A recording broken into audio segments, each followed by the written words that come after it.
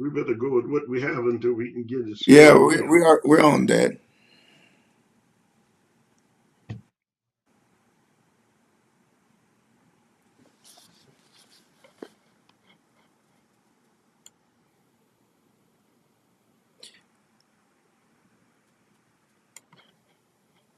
Hello, come on in.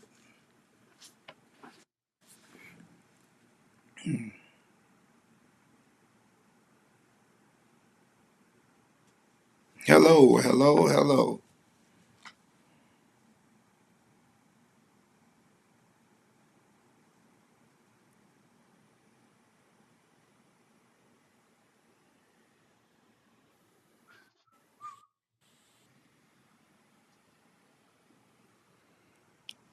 We better go with what we have until we can get it Yeah, squared away. we're on that. Hello, why don't you type in your name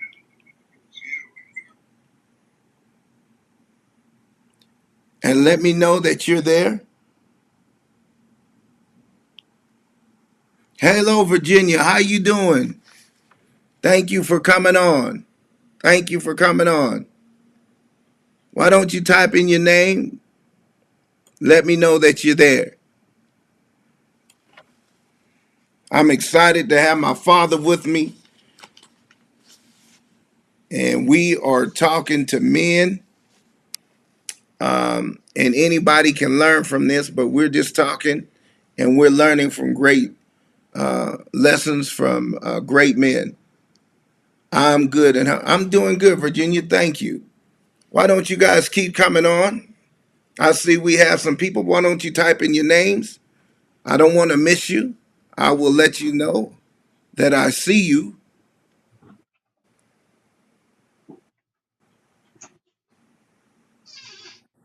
Dad, why don't you say hello to the people? Hello, everyone. Good afternoon. It's a pleasure to be with you all on this afternoon. Yes. Awesome. We got some thumbs up. Thank you for the thumbs up. Well, Dad, let's just get started because today's lesson, we've been learning all week about lessons that we have learned from strong men. And we talked about people such as Mike Tyson. We talked about people such as Martin Luther King. And we also talked about Kobe Bryant. And, part of us talking about like these men is for Mike Tyson. We talked about the importance of structure. Martin Luther King, we talked about the importance of carrying the weight of a king and how Martin Luther King experienced depression, tried to commit suicide 2 times before the age of 13, and then before he won the Peace Prize, he was hospitalized for depression. And if you take a look at it, of course, he was jailed 29 times, constantly threatened. His life was constantly threatened. He was stabbed, almost died. And then Kobe Bryant, we talked about the power of focus, the power of focus. And so let me just get your definition. What do you feel like your definition of being a man? What would be your definition? Oh, wow. Uh, so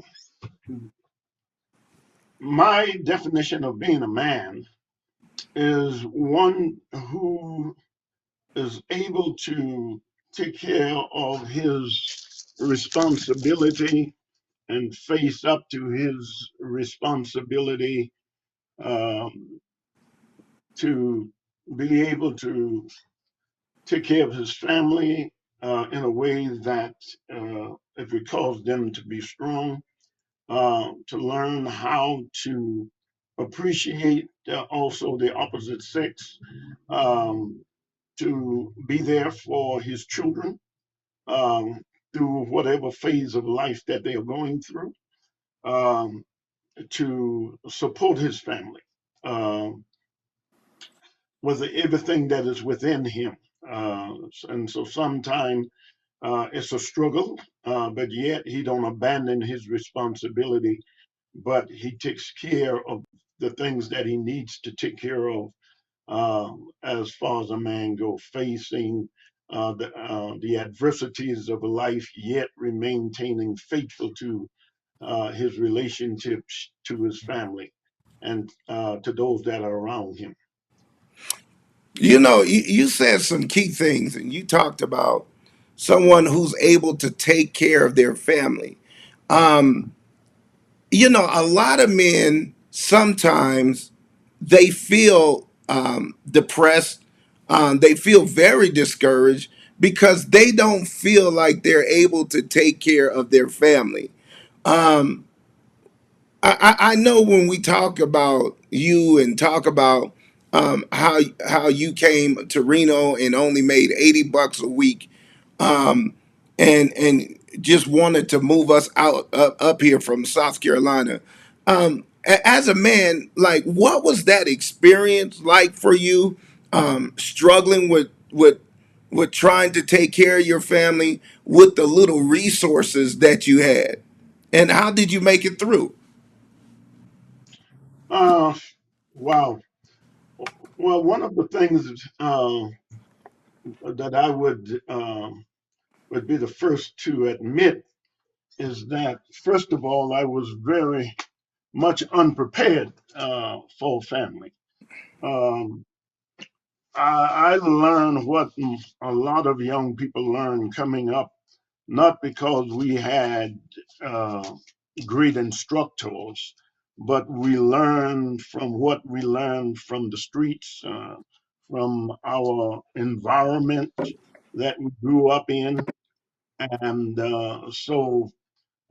first thing in terms of relationship and my struggle, one of the reasons why I did struggle in that it was because no one really sat down with me and told me uh, what it would be like to raise a family and to prepare myself for marriage and relationship, what it means to bring someone into your world.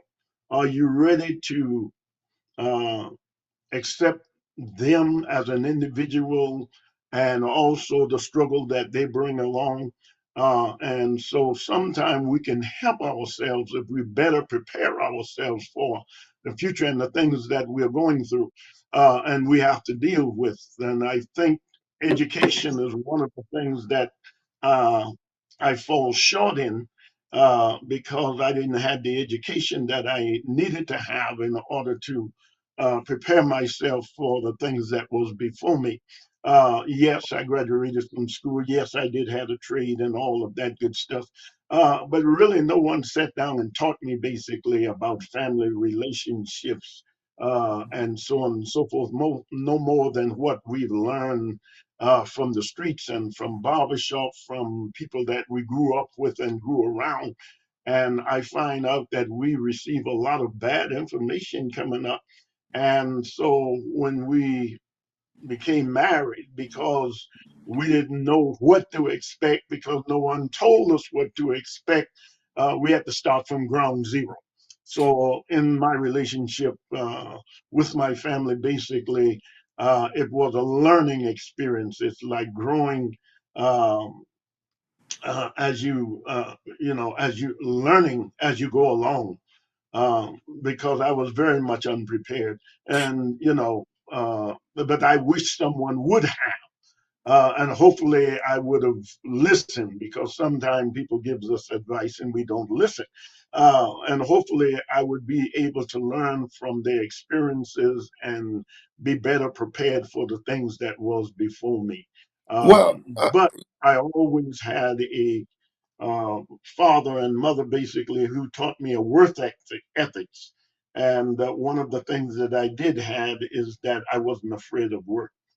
yeah, okay. So you said a lot there. So I think one of the things that I look at, like you and my uncles and my aunts, is that uh, we when you talked about learned how to take care of a family, if you really look at it, like you were coming from a right off the Jim Crow, South Carolina separation, and I don't know if that was really taught to African Americans as far as how to be caring pertaining to families and etc.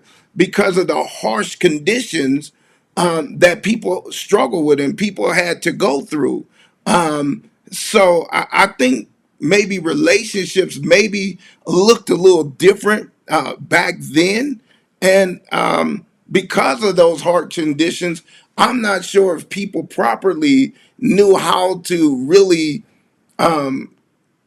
build and communicate to their family. What would you say to to that statement? Well, first of all, yes, I grew up in a segregated South until my junior year of high school. We integrated in 1970. We graduated in 1971. But my mother and father taught me how to get along with people regardless of their race or color of their skin. And so dealing with people was really not a problem with me as I grew up in the South. Yes, we were segregated. We understand what we had to go through, and we dealt with it as we grew up. And because we grew up in it, it wasn't that big of a deal for us because again we had parents that told us how to deal with people and treat people regardless of the color of their skin, regardless of their ethnic background and who they are. And so as far as dealing with people, that was no problem. But again, but as far as learning real life skills, that my father taught me, he taught me a trade because he was a contractor there in the state of South Carolina, and he taught us trade, he taught us work ethics. That when we go out to do a job, do it well, and if you do it good the first time, because it costs money to do it over again. And so we learn those things coming up. We learn how to deal with people. We learn how to handle situations and circumstances that befall us. Yes, there were racial disparity that we dealt with, but it didn't break us because again we came from a strong background. We came from strong people um, who taught us how to survive, how to live. But then there are skills outside of those things that we should have learned. Yes, we went to high school and we graduated from school and so on and so forth. But I found out that everyday life is a different situation. They taught us how to Okay, read and Dad. write, they taught us how to do mathematics, algebra, and all that good stuff. But life skills, different texts. You're right. So, and when you speak about your father, you talk about work ethics, and he taught you those things, which is awesome. But like, what type of relationship did you have with your father? Like, describe to me, if you don't mind, like, what was the type of relationship that you had with your father? Like, what was you able to communicate with him? What was he open? Like me and you have conversations, and we can speak about various things.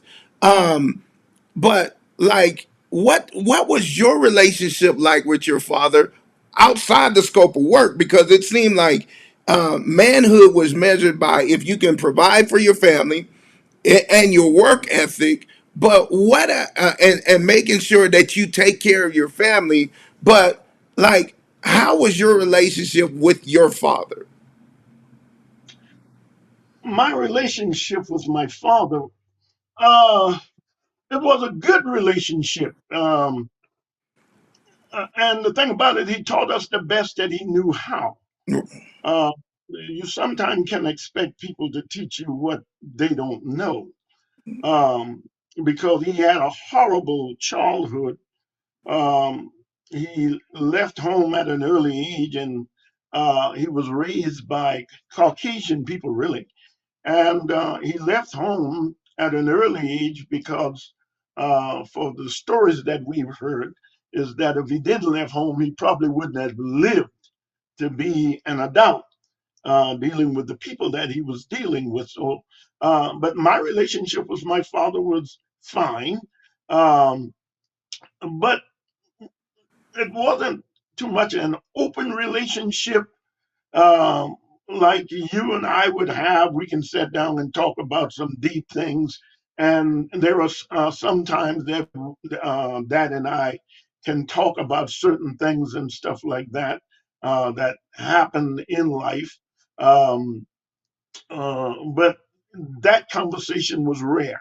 It wasn't like, um, we had an open conversation and stuff like that, one with the other.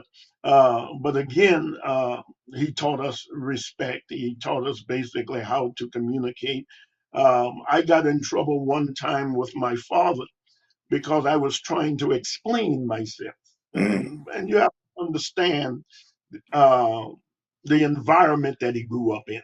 First of all, most people in the South, they'll tell you that you can talk back to your parents, even if you were trying to explain yourself, because one of the things, terminology that they would use is that, oh, you grown now. Okay. So, no, I'm just trying to tell you basically what happened, and so on and so forth. But I don't hold that to his charge. The reason why, because uh, his childhood, his familyhood wasn't a good one, and it was bad because his parents died at an early age, and he could only teach us, taught us what he knew, and unfortunately, communicating with family like we do now with our family, our kids can come to us and talk about anything. Back then, certain subject was just taboo and stuff like that. You don't talk about those things. Certain things we didn't engage in. Like some people say, today would say that, well, when you talk to people, look them in the eye. Well, when I came along, looking people in the eye wasn't a good thing, right. be- uh, because they figure you staring them down. And so, and so it was like a two-edged sword. If you didn't look them in the eye and stuff like that, then they'll turn around and say, "Well, you can't even look me in the eye." So so automatically. But on the other hand, if you do that, they use it against you to say, "Well, you think you're wrong." Okay, and that's the kind of environment that we came up in. But at the same time, he took care of us. He fed us. He clothed us. He was a good father. He taught us what he knew, but our conversation wasn't as open as it is today with kids and their parents. Okay, so let me ask you this. How did you learn to be the father that you that I won't say that you didn't grow up with a father because Grandpa Luther was a great a great man for but how did you grow up, how did you learn to be a father? Because you were passionate. I remember times I cried and you came and put your hands around my your arms around my shoulder, or times I was struggling that you came to talk to me. And so how did you learn how to be something that you had no role model of? Wow. Well, I can't say that I didn't have a role model. Like I say, it wasn't what we would have say today. Right. So I want to give you an impression that I didn't have a role model. But I really learned uh, life responsibility when I joined the church and learned how to read the Bible and study the Bible. Mhm. Uh, and so God had to somehow or another took all of the knowledge that I had previously that I heard from the street and the barber shops and my friend and other grown people that I would listen to and listen to their conversation, which was off the hook. But at the same time, so when I got in church and I began to read the Bible and study the Bible, then God really set me down and taught me what it meant to be a man, what it meant to be a father, how to love my children, how to love my um, wife, how to be a good father. And so I learned a lot of things from biblical principles. Okay, so let's take biblical principle. As a man, how do you love mom?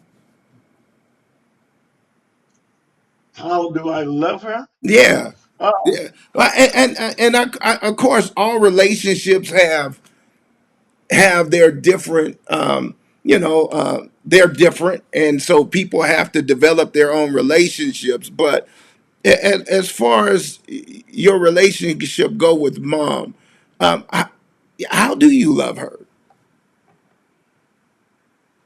I know well, I'm asking you some difficult questions, but well, they're not really difficult. um, the way that I love her is by respecting her and honoring her.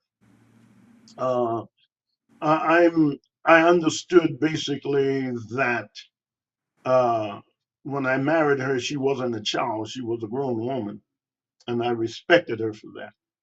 And I didn't put her down for what she wanted to obtain and become and wanted to become in life. I thought as a husband, as it was my duty to support her in those things. And then also I learned that as a father, that uh, what we had, it was a family thing. It wasn't a my thing. This is yours. This is mine. Even today, we have a different bank account, but my name is on hers, hers is on mine. She can go to my bank account. I have no problem with that. I don't have no problem with dealing with that. I can go to her bank account. We have no problem with that. It's not a my thing. It's a family thing. It's an our thing. So I respect her first of all for who she was, um, and because of that. And the Bible's and God says in the Bible that if you're going to love me, then you would obey my command. Then what does God command concerning my wife? Husband, love your wife, even as Christ loved the church. Wow, that's a heavy statement because in that statement, what it says is that I am supposed to live sacrificially for my spouse. Wow. No one in outside of my Christian belonging ever taught me that a man ought to live sacrificially for his wife, and so on and so forth. God taught me that, and so my job is that if I'm going to please God, then I have to be a lover of my wife. I have to take care of my responsibility as a husband, uh, respect her as a head of a house, and so on and so forth. We make decision, and sometime as a man, I do make decision, but we do have conversation about those decisions and stuff like that. And we try to include her as much as possible, and we try to come to a conclusion together.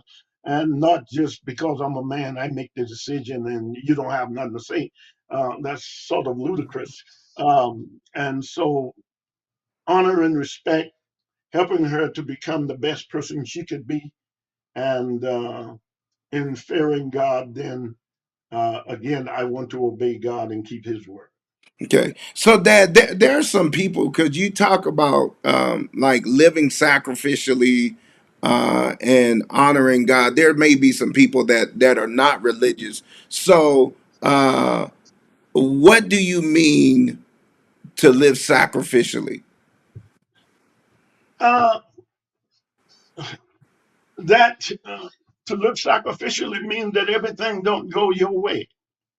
Um, is that there is some common grounds that we have to come to. Um, And when I took her from her home, I promised her mother and father that I would take care of her. Uh, And that's always stuck in the back of my mind because I didn't want them to feel as though I was a failure, that I couldn't take care of my responsibility. So, one of the things that I did in my coming up is that because I made them a promise, I was trying to keep my promise to them as well, to be everything that it can. Now, if you're going to ask me, does that come with some difficulties? Does that come with some challenges? Of course it does. In terms of speaking, we don't always see the eye to eye. We don't always want to do the same thing, but we respectfully respect one another's opinion. And sometimes we do disagree, but we don't tear the family apart because we disagree. So again, you talk in reference of sacrificially, you talk in reference of basically respecting her opinion as is that everything won't go your way all the time. Sometime, and then earn her up when she's right, she's right, and stuff like that, and just respect her as a person. Right. Well, you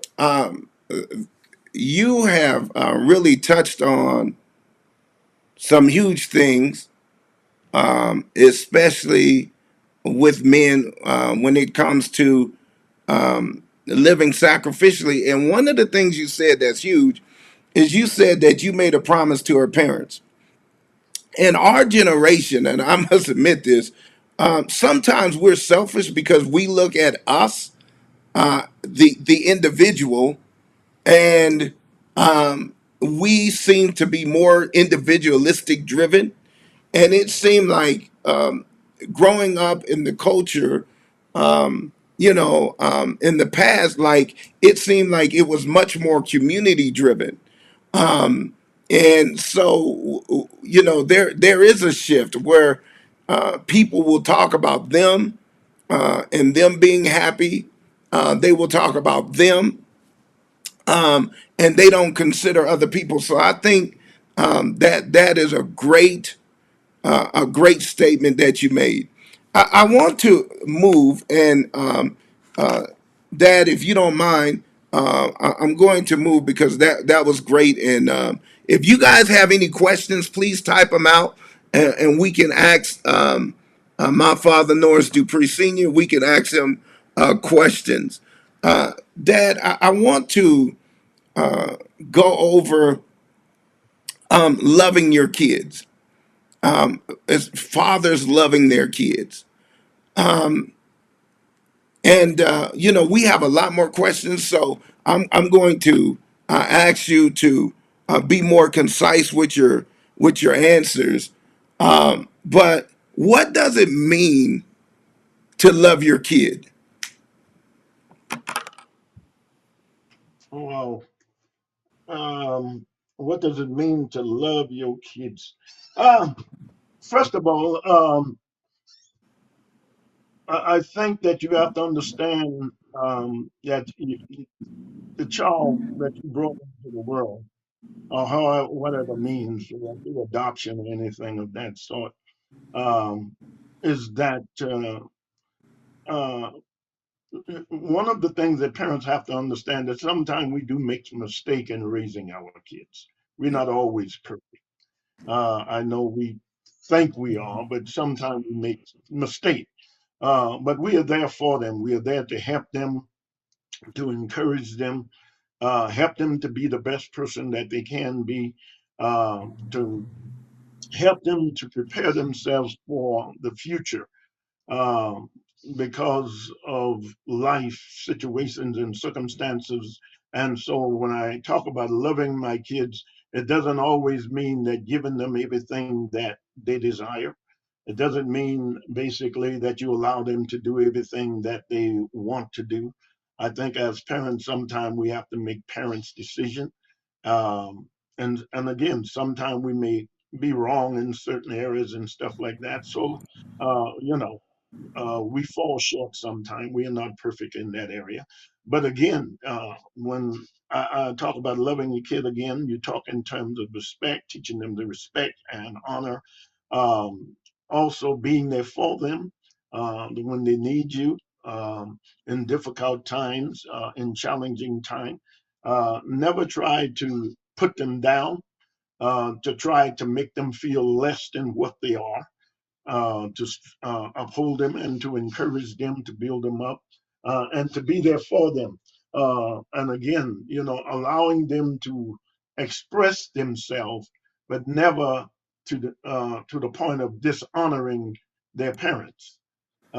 Say what you need to say, but at the same time, you need to understand you just don't disrespect me, but I do understand that you do have problems and situations that you have to deal with, and you need a father. And sometimes I want to be your friend, but at the same time, I want to be the father as well. You how can a parent open up to really begin to communicate with their children? Because one of the things that I see, especially, I believe, like the older the kids get, the parents start losing that, get more. The kids can become more detached from their parents, where it's harder to communicate with their children. And so, what are some of the ways that you practice have bridging that communication, bridging communication with your children? Um, And wait, well, before you answer, hold on. Before you, let's say when we were teenagers, when we were teenagers. one of the thing about being a teenager is that a child is coming into his own. He's learning to be more and more independent. I say that when a child starts walking, that's the first step toward independence, Mm, uh, because he's learning how to walk, so he don't need you to hold his hand. After a while, he can go where he want to go on his own. As a child grow up, just look at um, growing up, he's coming into himself. He's coming into womanhood. She's coming into womanhood. He's coming into manhood. He has his own thoughts, his own opinion about things, his own idea. And so you always want to have a line of communication that you want to be able to communicate with them. There is a period in their lives you can sort of make them do what you want them to do because they don't have too much say so. But there also come a period in their lives, basically, that you can only give opinion. And hopefully they will accept your instruction. Uh, and so you always want to have that line of communication. You want to teach them, number one, be teachable. Never come to a place where you think you know everything and nobody else know anything. And so mm, that's what we try to do, is to help them to be worth ethics, to prepare themselves for life, because you living life, you know what's out there, you know some of the challenges that they're going to meet, and you want to sort of help them to prepare to meet those challenges. You want them to survive uh, whatever they are going through, whatever struggle they are going through. You don't want them to die at an early age because they're making bad decisions. mm. You want to teach them how to be calm and collective. Like when you called me one night and said that you was being harassed by a policeman, and I came downtown, Right, I and remember that. I wanted to know what's going on, Right. and so on and so forth. But you had enough about you that even the people that were there said, no, he wasn't disrespectful or anything of that sort. He was calm and so on and so forth, but he stood his ground as an individual and so on and so forth. And so that's what you want to teach. Be respectful, but make sure you can come out of it, and that's why you want to keep those line of communication open as far as parents and children go, and let them know that you love them. Mm, Uh, and that's what we try to teach them, is that regardless of what you go through, we do love you. and so on and so forth. And we'll be there for you as much as possible. And then I don't try to cover up their wrong. I try to get them to, I try to help them to see when they make an error in life, to recognize the error that is made so that they won't keep going through the same thing over and over again. Yeah. Well, that's one thing that you have always done, is tell us when we were wrong, and you also praise us when we were right. Uh, you know, there are so many things to go through, to really come to. But I want to ask you just a few more questions, and we'll open it up to see if anybody have questions. One question is, and I want to like we, I, I want to go back to this because I want to make sure we answer this. As a man, when you felt like you did not have enough to provide for your family, because a lot of men go through depression because they feel like they're not so-called man enough, because they don't have the money to really to take care of their family, and they really want that. And a lot of them feel depressed. They feel very discouraged. You talked about you did not have the right teaching about building families, and that's understandable. But what are some emotions that you experienced while going through this period, and just uh, you just didn't have enough? And how did you handle those emotions? It was tough. Uh, it was tough to know that even though you want to, and that's one of the things that you need to consider, that you want to be able to be in a position to take care of your family and to meet the needs of your family, and falling short in that, in terms of speaking, it can make you feel less than a man. Hmm. Uh, and stuff like that. But these are things that we work through. And the thing about it is that we work to be better. We work to better ourselves. And then I also have to thank God for my wife. Uh, as we was going through those struggles, she never put me down. She never called me less than a man. She always respected and honored me. So even having a good relationship with your spouse or whoever at that time in your life uh, holds volume in the lives of individual. Um, and so again, I want to thank God for my wife, who was there to support me even in the struggle when we didn't have. She didn't preach to me about what we didn't have and so on and so forth. Uh, she knew I was working. She knew I was trying. Yeah, but there were some down days. There were some days you thought or feel like, what the use and stuff like that. Even though I was saying what the use, but I still had responsibility. I had enough understanding to know I couldn't quit my job, Hmm. even though it wasn't paying me what I wanted for it to pay. And so what I did to better myself, when I had vacation time, rather than going on vacation, I went out and learned a trade, basically, or another skill in terms of speaking, so that I can better myself uh, and make more money for my family. And through those things, God blessed me. But if you want to say, how do I feel? I felt bad. And when you look around and see other people are being blessed, families are being blessed, you don't want to be left behind. You don't want to be left out, and so on and so forth. But there are times I felt like that. When you say bad, because bad is like a state of being. So like like you were sad, maybe experienced some depression, something. Would you say use those terminologies, or when you said you felt bad, was that comparing yourself to others? Well, you do compare yourself to others because you're looking at what other people are doing and where you are. Hmm. And when other people seem to be doing well and you are struggling, it never, never, you never, I never said that.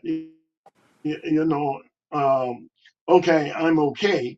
But I didn't thought that I would always be in that situation or circumstance. Mm, I didn't thought in terms of speaking that my situation wouldn't change.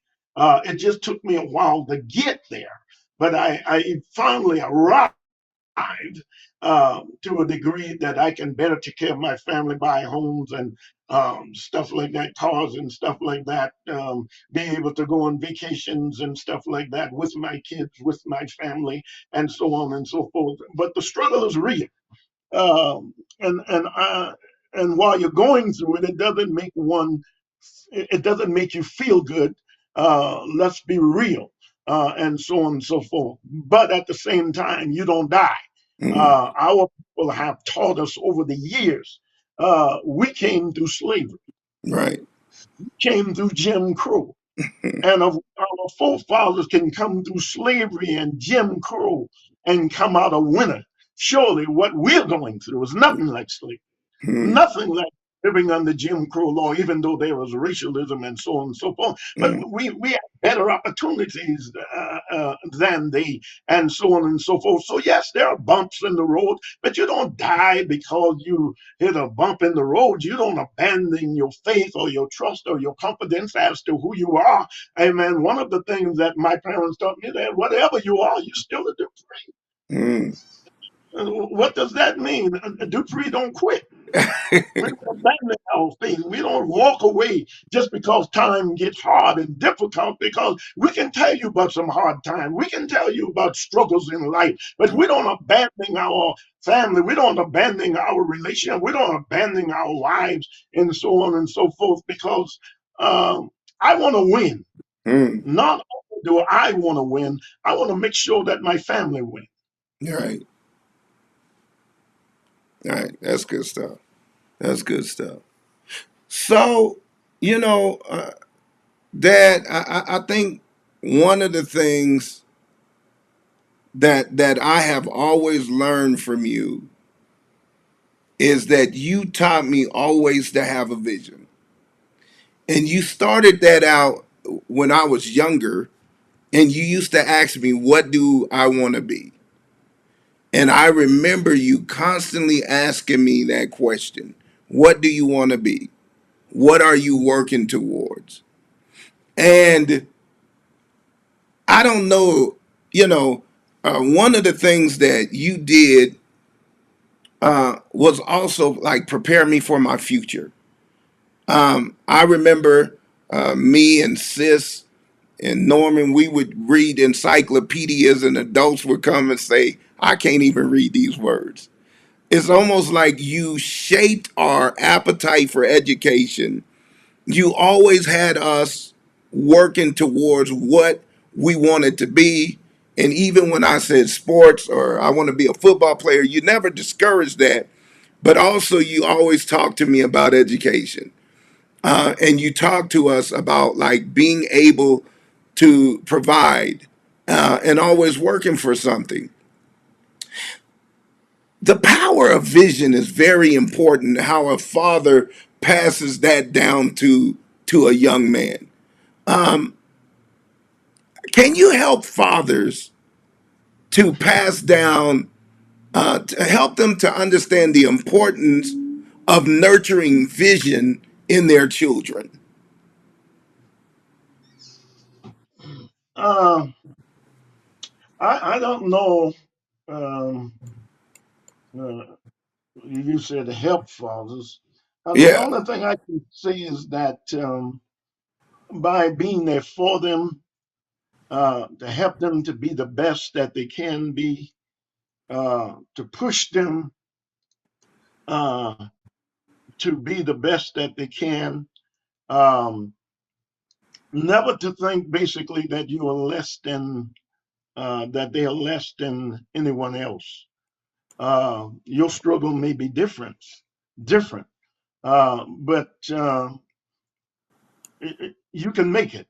Mm, And so, one of the things that I've learned with my children, even riding in the car, that I would have them in books, yeah. um, reading books when they went on vacation and stuff like that.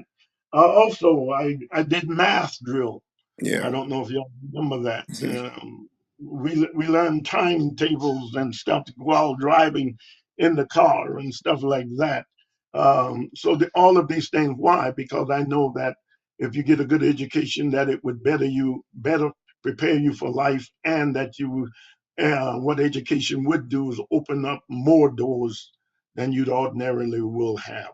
Um, you don't want to limit yourself, and so that's what you try to install in your children, is that you don't want to limit yourself, and then you're not only going to compete basically with well, with just your race of people, and that's one of the reasons why I sort of like Reno, is that Reno sort of forced you guys to learn how to live with different race of people, Mm.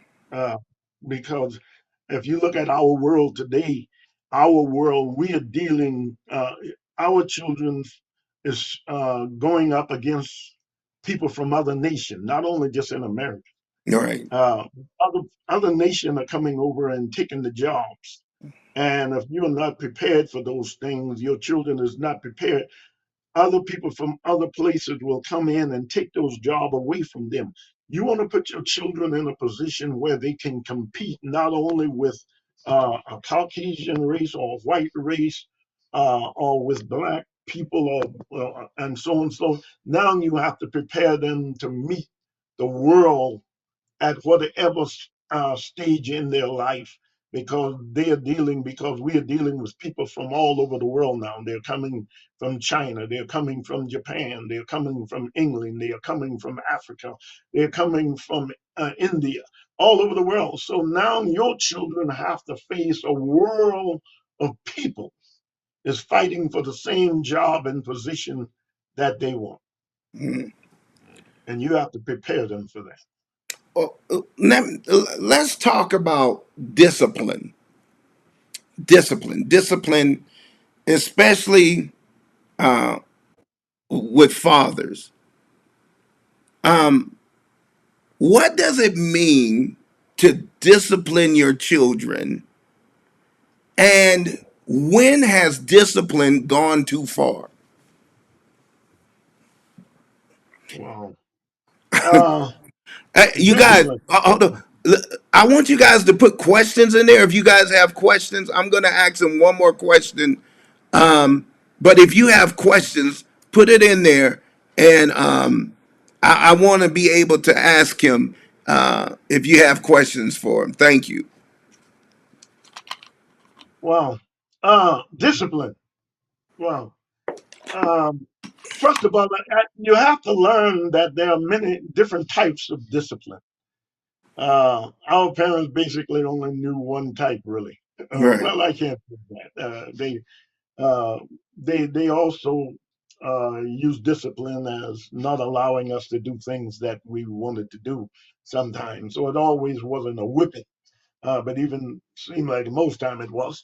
But at the same time, so you have to learn what different method to use with your children, because I found out that corporal punishment is not always the best discipline Mhm.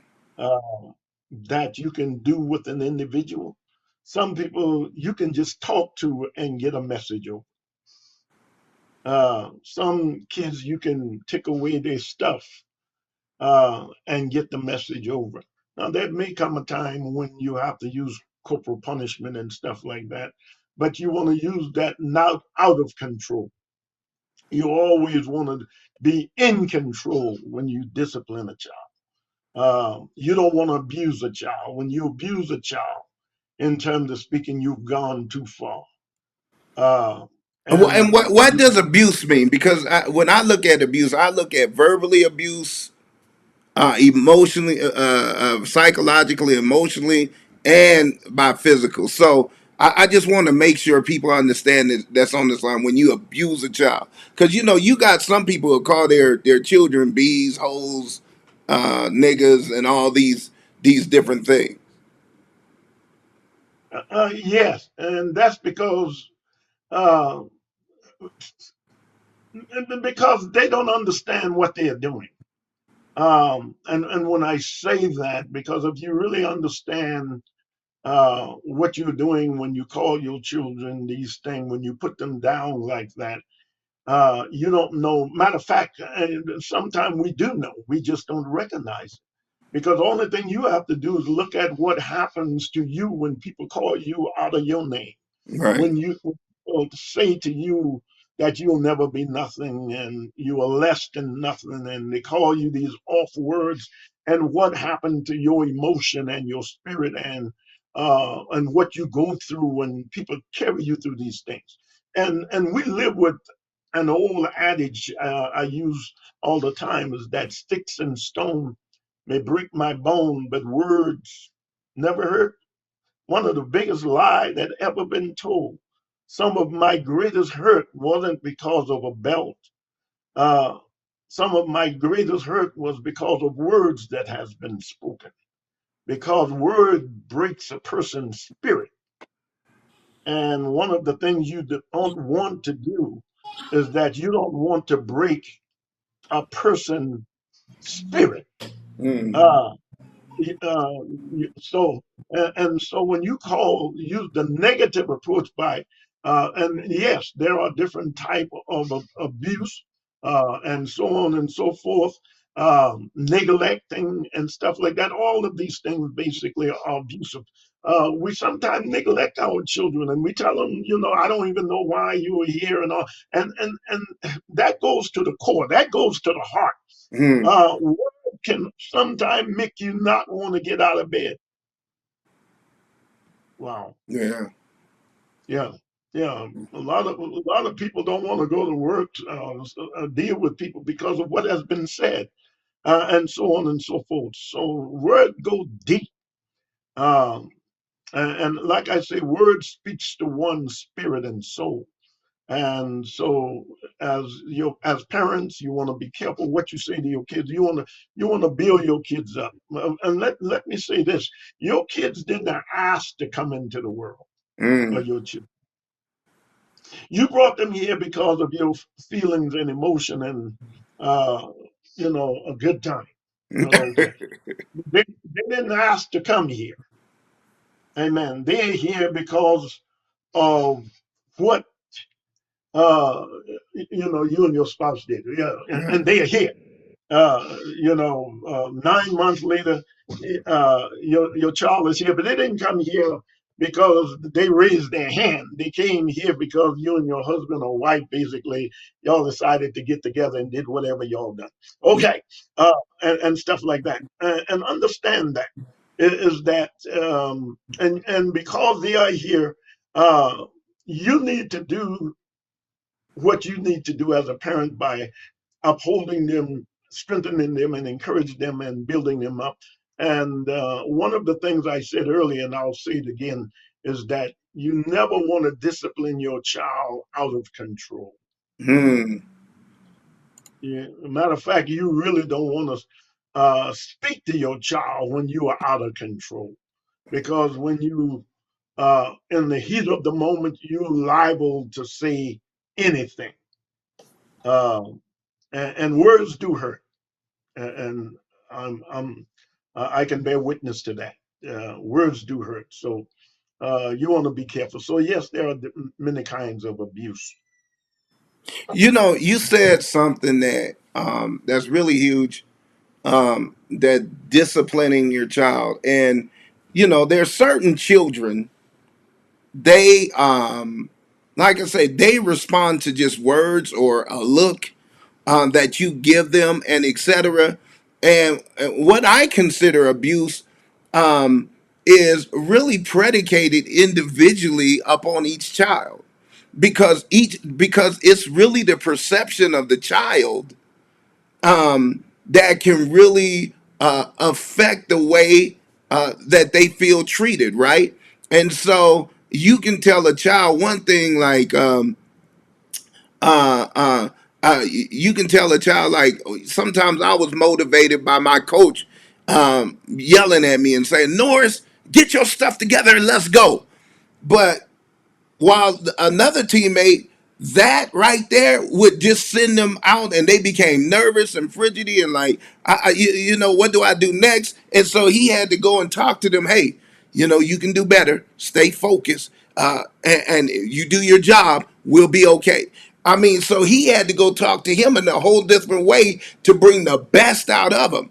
And so I feel like even as with that with our children, sometimes we just want a cookie cutter program to parent, but really bringing the best out of our children, we need to individualize how we talk to them, even as far as give them consequences, because all consequences don't work the same for each child. And so this is, I believe, this is what we can do better as parents. And so, once again, for me, learning to parent, and of course, with my degree, I feel that an abuse is really predicated on each child and the response for each child. Because really, Dad, what we want to do is to get out of the consequences. We want our children to learn from consequences. That's what we want. We want them to learn from consequences, to respond, and to be appropriate for life and get them prepared for life. So anything that would set them back, we have to look at, because then we're not being effective as far as how we talk to them, giving them consequences, and etc. And so I just felt like that's important. Dad, last question, and we're gonna go. This question is very important. I feel especially for men. And Dad, I really appreciate you taking the time to come and really speak to us all. And I feel like we need to do this more. But Uh, Let me say this, okay, because all kids doesn't mature the same. oh, yeah, that's very true. And one of our mistakes in life is that we think all of our children should be on the same level. Hmm. And sometimes we mature, some people mature quicker, some a little slower, and some have difficult, just like learning. Everybody don't learn at the same level.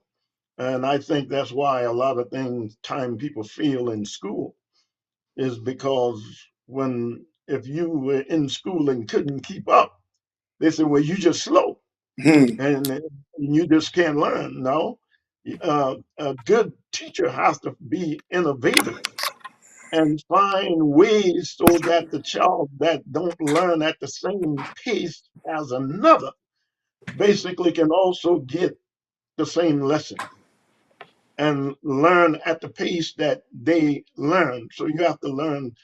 So you just like every child, you have every child is not the same. We think they are the same. We treat them like they're the same, but they're not the same. Hmm. Um, so we need to learn that um, is in life. Some people learn differently, and some people mature differently, and some people mature at a later age than sometimes than at an early age. Yes, very true. Dad, let me ask you a question, especially for men. And this is the last question. So if you guys have questions, please put them in the box, and we're going to ask them as many as we can. But one question I want to say: when does men, when do men need when do they need to recognize that a problem is bigger than they are, or they can't solve it, and to go out of their household to get help? Because sometimes, you know, we try to keep everything in the house, and there's friction. Things are in upheaval, and like we just really need to reach out and get help. But how do a man recognize, and even for themselves, that they need to go and get help, whether it's for themselves? Well, let's just start for their home. Wow. That's a good question. And I guess there are going to be many opinions. Um, but anytime you come to a place that you don't know, Mm, uh, is a good place to start. Um, if there's someone now, one of the things we deal with in our society is that who do you trust? mm, Because we've also learned that if you tell the wrong people, people put your business in the street, and people are reluctant to go to people and tell them about their struggle because we don't sometimes trust people.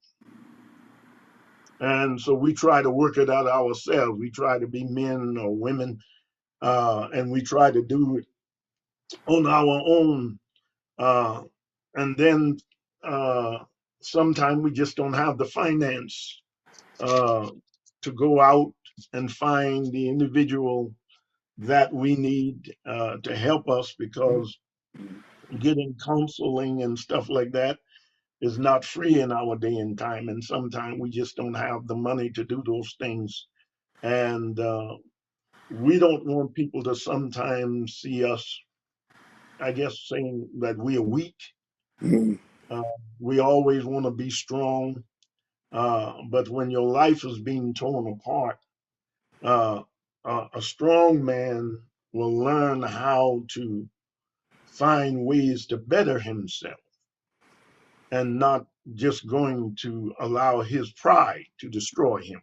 mm, And so, but again, you can't talk to everybody because uh, everybody don't have your best interests at heart. And I think one of the things that we do, we talk to the wrong people. right, People say to me sometimes expressingly, uh, and don't need to complain because complaining ain't not gonna happen. No, a lot of time when we complain, we talk to people that can't do nothing. right, We don't talk to people that has the ability to bring about change. right, And so we sort of put everybody in the same um, bag to say, well, if I complain, basically, not now, if I got a problem with an airline and I call there and I don't like the answer I'm getting, one of the things that I'm going to do, I say, can I speak to your supervisor? mm, And they say, well, the supervisor going to tell you the same thing, maybe, but I want to talk to them because I need to talk to someone that's going to bring about some changes, a person that can make things happen. And so, anytime you come to a place in your life, whether it's your family, whether it's yourself, and I know that sometimes we don't like to critique ourselves.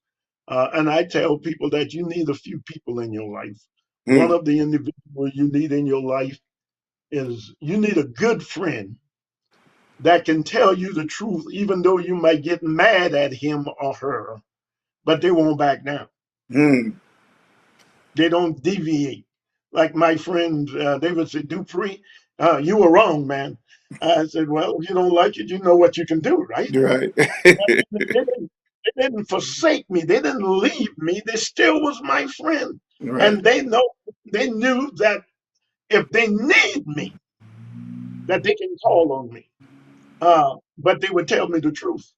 And we need this kind of person in our life that is able to tell us the truth. That when things are going bad, say, well, things are going bad. You made some bad choices and bad decisions, and and if you fall out, well, the question is then, were they really your friend in the beginning? right, right, So that's one of the questions that we need to ask. But again, anytime you get to a place in life that you need help, don't be afraid to get help and don't allow other people to discourage you from getting help and so on and so forth. Matter of fact, only thing you have to do is just look at other people's lives and see where they are and then make your decision from there. Do I want to become like they are or do I want to better myself? A lot of people have walked away from good husband and good men because they got some bad decision, uh, Bad bad advice. advice. Yeah, bad advice, and so on and so forth. Okay, and so when I guess everybody have to determine that for themselves. But I would say that when you've tried everything that you know and tried all of your resources and they have failed, if you had cancer, then you would want to talk to the best um, doctor that you can talk to.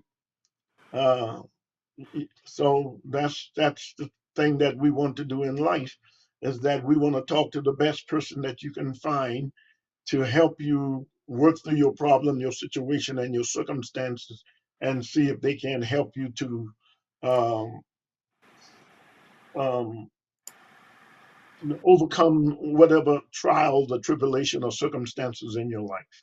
Okay. So Monique Daniels said, Elder Dupree, we don't see these behaviors in men today. Where did your morals and work ethics come from? Uh, well, my father taught me we had no choice about work. So my work ethic came really from my parents because we really didn't have a choice. Like, we couldn't stand up to our parents and said, "I'm not going to take the trash out. You do it." And, you would only say that one time. Right. Okay. So they taught us work ethics, and they taught us that when we do a job, do it well. And then when I became a child of God, God became the best influencer of my life. Mm, Uh, and because I'm trying to please Him, Jesus said that if you love me, then keep my commandment. One of His commandments, Ephesians chapter 5, is husband. Love your wife even as Christ loved the church. Wow, wow, wow. And then you ask the question, how deep is that? And then it goes on and that He gave His life for it.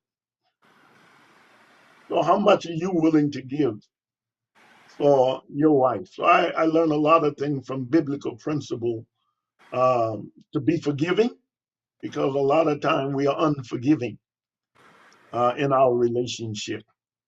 And there's no perfect individual. Even myself, as good as much as I think about myself, I have flaws. yeah. Yes. Awesome. Are there any more questions that you would like to ask? Are there any more questions? Are there any more? Wow, we had a great conversation. Um, we have a great conversation. And are there any more questions? Any more before we get off? You know, Dad, it was really a pleasure interviewing you and talking to you about just fatherhood and your experiences. And I know I asked some tough questions. Here go a question right here. Um, how can older generations help our younger generations that seem to be struggling with a lot of depression, stability, and etc.? I'll let you answer that, and then I'll take some. I'll go with that. Well, that also I'll process, talk about it. Wow. Um, Repeat that question again. That's a heavy. Yeah, so I will repeat it again, and this is our cousin Karen Broughton. How can older generations help our younger generations that seem to be struggling with a lot of depression and stability? Ah, wow. Well, try to understand where they're coming from. Um, One of the things that I would say, if you're going to help the younger generation, is that you can always be negative toward them, uh, and sometimes you have to tell bad people and show them their good side. rather than always negativity. Um, because when you show them just negativity, then they usually act and behave the way you said they are going to act. So one of the things that you want to do is try to find something good, say something good to sort of build up their more self-esteem, and let them know that they are better than what they're doing. Some of the depression, society have put a lot of depression on people. So it depends on what type of depression are you talking about. And again, even with families and stuff like that, or with individual, uh, to sort of help better prepare yourself. Some of our struggle is really not our fault. Some of our struggle came because we had bad experiences. Um, some of depression that some of our young people are having is because their parents uh, was on drugs and alcohol. Yeah. Uh, um, and so so some of these struggles and depressions are real, and stuff like that. And it's a lot of times that when we talk about people depression, I don't know their struggle, and I think you really would have to sit down with them and sort of learn who they are, listen to their story, and then try to help them reach uh, um, um, uh, find answers for their situation and circumstances so that they can better themselves. Uh, some of them just don't know better because what they're seeing and what they're going through is what they have learned and what they've seen all their lives. And we tell them that it gets better, but they say, I don't see it. Mhm. This is what I grew up in. This is how I communicate. This is how we communicate. This is how we deal with problems. And I'll close on this note. I had a sister-in-law that was teaching school, and she had a kid in a class that was cussing uh, every time he entered her class, and she didn't want him to cuss, of course. And but he said something to her, and that she related to me. And she said, uh, Miss So and so, you want me to talk differently than I talk in my everyday life. I talk like this at home. I talk like this with my friend. I talk like this all the time. This is the way I communicate. And now you want me to change because I'm in your room. It just don't happen like that. Uh, and so they're and they must be willing to listen. And even and I'll close on this note. And even after reading the Bible, one of the things that you have to do with it is that you have to be obedient to it. You have to submit yourself to it in order for you to get the benefit that the Bible has for you to receive. So hopefully, your answer was in there somewhere. Yeah, and I think when we talk about depression and stability, I think that there's many types of depression. There's reactive depression, and reactive depression is predicated on people experiences.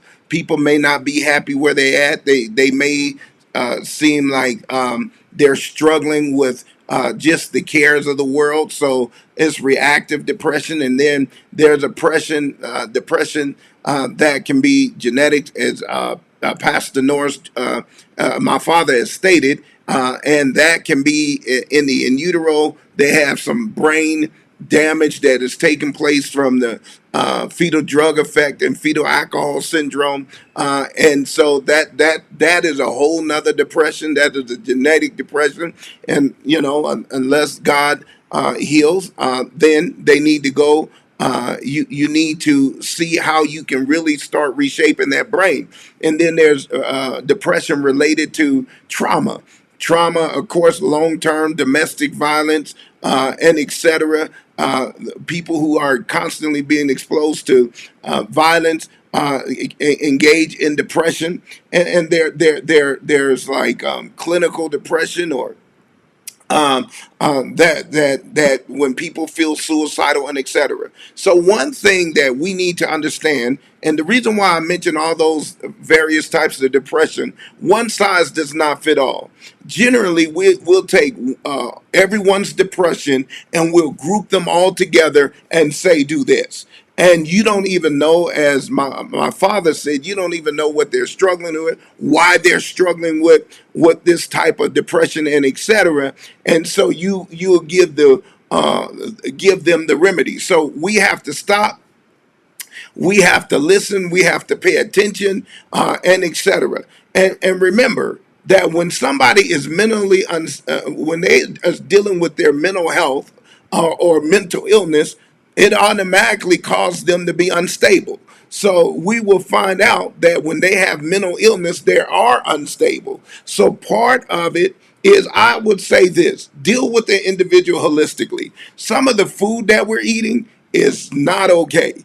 And we talk about that some of the food, chocolates or red dye and etc., those things can send you into depression, anxiety, and etc. So start dealing holistically. Another thing is, sometimes we look at all this killing and murder, and we got kids playing video games and etc. We need to start inundating them with positive things, and really, really start shaping their brain and etc. Number three, and I'm not listing these in no particular order, but yeah, we need, I always say, incorporating the word of God in their everyday life, strengthening them and etc., getting them to understand their purpose, who they are. Building identity becomes very, very important, especially when it comes to people that are experiencing depression. Another thing is, activities like get the youth out of get the youth out of just sitting on the couch playing video. Look, have them go exercise and run and getting out of the house and go do some things. Engage in activities, sports, and etc. instead of isolation or alienation. So there are some things that we can do from a well-rounded place. And this is such a heavy loaded question, but I will say this, that we need to understand it more. Depression, especially with men, because we feel that because men are fighting, and men generally, if you look at depression, one of the characteristics is irritability, fighting, and etc. All those are characteristics of depression. So we can't say, oh, they're fighting and they're acting up. We have to look and say, what is going on? We really have to get people involved that understand it. And my dad talked about it earlier. Talking with people, going outside the home to get help becomes very imperative, that we talk to people that can help us. So many times we talk to people that can't help us, that's in the same boat or that have the same philosophy we do. So we have to reach outside, get the help that's needed so that we can create the stability to help with young men or men, because remember, if they're struggling with their mental illness, or if they're struggling with depression, I tell people all the time, the psychological affects the biological, and it affects the biological, the emotional, right? Or and even the spiritual. So we need to understand that we are God created us in unison, and all these parts need to work together, need to flow together, so that we can have healthy individuals and being. So I hope I answered that, and I know I move fast, but I hope I just added a little bit to that.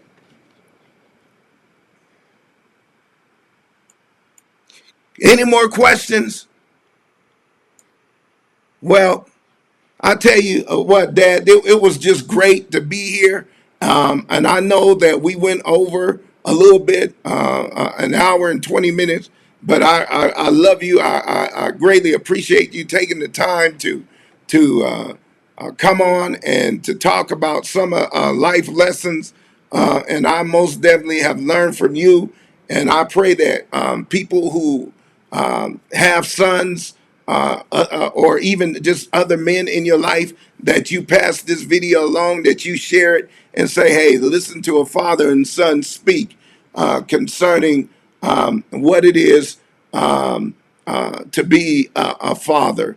And so we greatly appreciate it. Thanks for the questions that you allowed me to ask you. Any closing words, Dad? Uh, I would like to say that um, in any relationship, there's always going to be some struggles, but we work through those struggles. Uh, I'm not trying to, when I counsel people, I don't try to figure out who's right and wrong. My main goal is to save the family at any cost. Um, and that's the purpose, is that you want to save the family, because struggles are going to happen, difficulties and challenges in life will happen. But as the Bible teaches us, that we don't faint in the days of our adversity. Then he said, if we faint, then our strength is small. We don't fall out. We don't abandon our faith, our family, our loved one, our community. We lean in the more, because we believe that God is going to bring us out of these things. Trust God and obey His word, and believe in God, and God will help you bring it to pass. And whatever help that you need, don't forget, no man is an island to himself. We do need one another, so we encourage you to get help, seek help, but make sure that you are talking to the right people. When you're seeking these things, you don't want to just talk to anybody. You want to talk to people that can benefit you, strengthen you, encourage you, and uphold you, correct you in all of these things that we are dealing with. So may God bless you, continually bless. Thank you, Dr. Norris, for allowing us to come on today to be with you. As always, it's an honor and a privilege. Thank Yeah. you. Well, God bless you on today. We are closing, and I just want to say, look, keep your head up, be encouraged. God has great things in store for you, and just know, for I know the thoughts that I think towards you, thoughts of peace and not of evil, to bring you to an expected end. If you need help, reach out and get the help that you need. And we're here, and you need to messenger me on Facebook. And if I don't know the answer, I'll most definitely research the question. So once again, God bless you on today. We're just going to close out. And as we close out, we'll just close out just in a word of prayer, a quick word of prayer. Father, will you just pray for all the men that will come on and listen to this? Father, we thank you once again for being God, our Father, which art in heaven, and the best Father that we know of. And is God Himself, who, before He made a man, He prepared for him and created a world and placed him in, gave him food to eat, a place to stay. And then He had the love of God wrapped around him. And so, Father, today, by these examples, we learn to love our fellow man. I pray that as Father Day approaches us, men in general, that you touch them. They have many struggles in their lives. There are many things that comes against them, the cost of living, economics, in Jesus' name. And so, Father, I pray that you give them the strength that they need to overcome, the wisdom that they need. James said, if any man lack wisdom, then let him ask of God. And so, Father, we here today asking you to bless us, give us patience one with another, teach us how to love one another, teach us how to bless one another and uphold one another, strengthen one another according to the word of God. God, we commit all things into the hands of God. Your will be done and your kingdom would come. In Jesus' name we pray. Amen. Amen. Don't miss me on tomorrow. Be the last session. We're going to talk about the Samson syndrome on tomorrow at 9 a.m. So don't miss out on tomorrow. We're going to conclude this Father's Day. It's been a pleasure. talking to you about fathers. So don't miss out on tomorrow, the Samson syndrome. Pass this along to your nephew and etc. Friends, family, uncles. Like, look, great conversation, great information, and talk to them. Talk to your men in the family and make sure that the right message is being passed along. God bless you. Stay encouraged.